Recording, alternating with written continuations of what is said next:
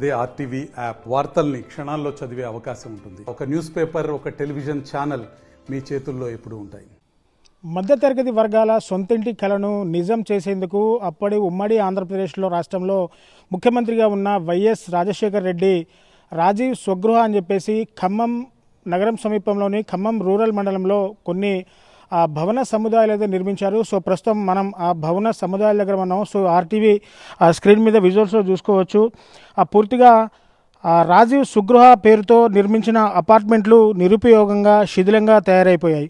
ప్రస్తుతం బహుళ అంతస్తులు భవనాలు మరో అమరావతి నిర్మాణాలు కూడా తలపిస్తున్నాయి. ఉమ్మడి రాష్ట్రంలో కాంగ్రెస్ ప్రభుత్వం ప్రారంభించిన ఈ ఇళ్ల పథకాన్ని రాష్ట్ర విభజన అనంతరం అధికారం చేపట్టిన బీఆర్ఎస్ ప్రభుత్వం ఏమాత్రం పట్టించుకోలేదని చెప్పుకోవాలి.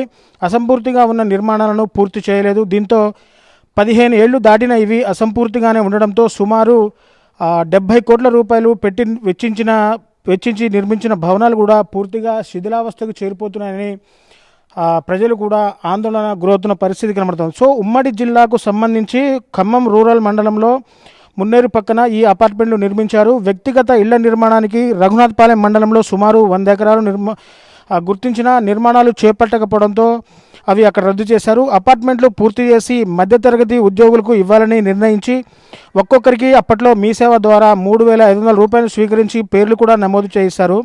ఆ తర్వాత పోలేపల్లి వద్ద మొత్తం 16 ఎకరాల్లో 7,60,000 స్క్వేర్ ఫీట్లతో 9 ఫ్లోర్లతో ఒక్కొక్క ఫ్లోర్లో 8 ప్లాట్లు ఉండేలా అపార్ట్మెంట్లు నిర్మించాలని నిర్ణయించారు. అందులో భాగంగా ముందు డబుల్ బెడ్రూమ్కి సంబంధించి 288, ట్రిపుల్ బెడ్రూమ్లు 288, మొత్తం 576 ప్లాట్లు నిర్మించారు. అయితే నిర్మాణం 60% మాత్రమే పూర్తయింది. ఇంకా plastering, electrical works, flooring, plumbing పనులు, రోడ్లు, compound wall, swimming pool, drinking water వంటి నిర్మాణాలు చేపట్టాల్సి ఉన్న ఆ పనులు కూడా పూర్తి చేయలేదు. సో 2008లో ప్రారంభించిన ఈ పనులు అసంపూర్తిగానే నిలిపివేశారు. రాజశేఖర రెడ్డి సీఎంగా ఉన్నప్పుడు చేపట్టిన ఈ పనులు ప్రభుత్వాలు మారడంతో బుకింగ్ చేసుకున్న వారు కూడా అడ్వాన్స్ సొమ్ములు ఇవ్వకపోవడంతో రాజీవ్ స్వగృహ ముందుకు కదలలేదు. అప్పట్లో ప్రభుత్వం నిర్వహణలో నిర్మించిన ఈ నిర్మాణ వ్యయం స్క్వేర్ ఫీట్లు 1,800 వరకు ధర నిర్ణయించగా ప్రైవేట్లో దాదాపు 1000 నుంచి 1200 ఉండడంతో రాజీవ్ స్వగృహ వైపు ఎవరు కన్నెత్తి కూడా చూడని పరిస్థితి కూడా అప్పట్లో అక్కడ నెలకొంటా ఉంది. సో మీ సేవ ద్వారా బుకింగ్ చేసుకున్న వారు కూడా అధిక ధరలు చూసి ముందుకు రాలేదు. కాలక్రమేణా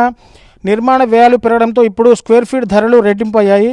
మున్నేరు పక్కన నీటి సమస్య లేని ప్రాంతంలో రాజీవ్ స్వగృహ భవనాలు నిర్మించిన ప్రభుత్వం పనులు పూర్తి చేయకపోవడంతో ఈ పథకం ఆదిలోనే ఆగిపోయిందని చెప్పుకోవాలి. బ్యాంకుల నుంచి తెచ్చిన అప్పులు వడ్డీలు పెరిగాయి.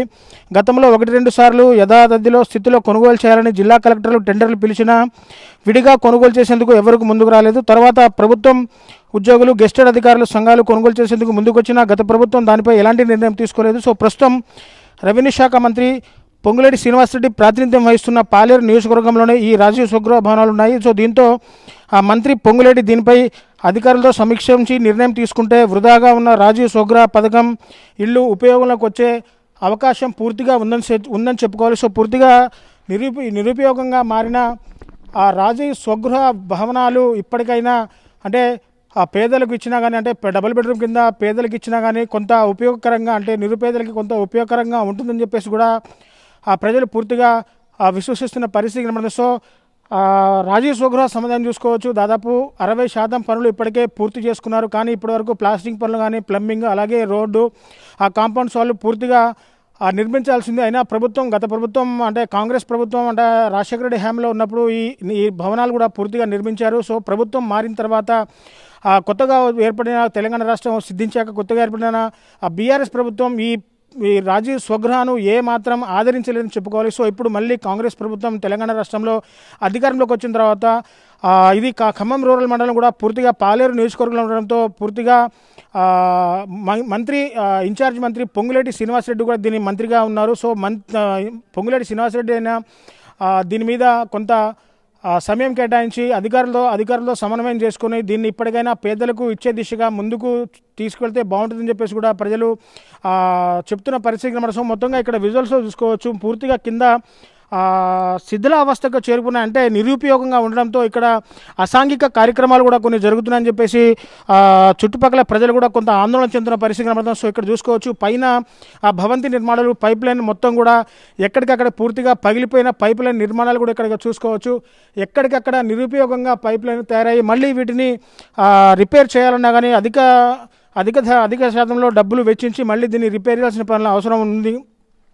ఆ కింద చూసుకోవచ్చు దీనికి సంబంధించి లోపల కొంత కాంక్రీట్ పనులు కూడా కొంత నిర్మాణం చేయాల్సి ఉంది, ప్లంబింగ్ పనులు ఉన్నాయి, కొంత డ్రైనేజీ పనులు కూడా కొంత అస్తవ్యస్తంగా ఉన్నాయి. సో మొత్తంగా ఏది చూసుకున్నా కానీ ఇప్పటి వరకు రాజీవ్ స్వగృహాన్ని నిర్మించిన దగ్గర నుంచి ఇప్పటి వరకు కూడా ప్రభుత్వ అధికారులు దీని గురించి పట్టించుకున్న దాఖలా లేవని చెప్పేసి కూడా ఇటు ప్రజలు ఆవేదన చెందుతున్న పరిస్థితి కనబడుతుంది. సో ఏది ఏమైనా ఇప్పటికైనా నూతనంగా తెలంగాణ రాష్ట్రంలో నూతనంగా ఏర్పడ్డ కాంగ్రెస్ ప్రభుత్వ అధికారులైన ఈ రాజీవ్ స్వగృహం అంటే దాదాపు 70 కోట్ల రూపాయలు వెచ్చించి నిర్మించిన ఈ భవన సముదాయాల్ని గెస్టెడ్ ఉద్యోగ సంఘాలకు ఇవ్వాలా, అలాగే ఇల్లు లేని నిరుపేదలకు ఇవ్వాలా, లేకుండా ఇందిరమ్మ ఇల్లు కింద నిర్మించి ఆ ఇందిరమ్మ ఇల్లు కింద వీటిని ఇచ్చినా కానీ కొంత పేదవాడి సొంతింటి కళ నిజమవుతుందని చెప్పేసి కూడా ఆ ప్రజలు కొంత ఆందోళన చెందుతున్న పరిస్థితి కనబడుతుంది. ఏదేమైనా ప్రభుత్వ అధికారులు ఇప్పటికైనా స్పందించి ఈ నిరుపయోగంగా ఉన్న శిథిలావస్థకు చేరిన రాజీవ్ స్వగృహ భవన సముదాయాన్ని ఇప్పటికైనా ఆ ప్రజలకు కేటాయించాలని చెప్పేసి వారి నుంచి వినతులు వస్తున్న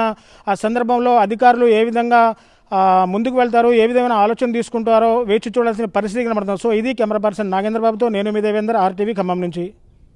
మరిన్ని వీడియోస్ కోసం ఛానల్ ని సబ్స్క్రైబ్ చేయండి, లేటెస్ట్ అప్డేట్స్ కోసం వాట్సాప్ ఛానల్ ని ఫాలో చేయండి అండ్ లింక్ డిస్క్రిప్షన్ లో ఉంది.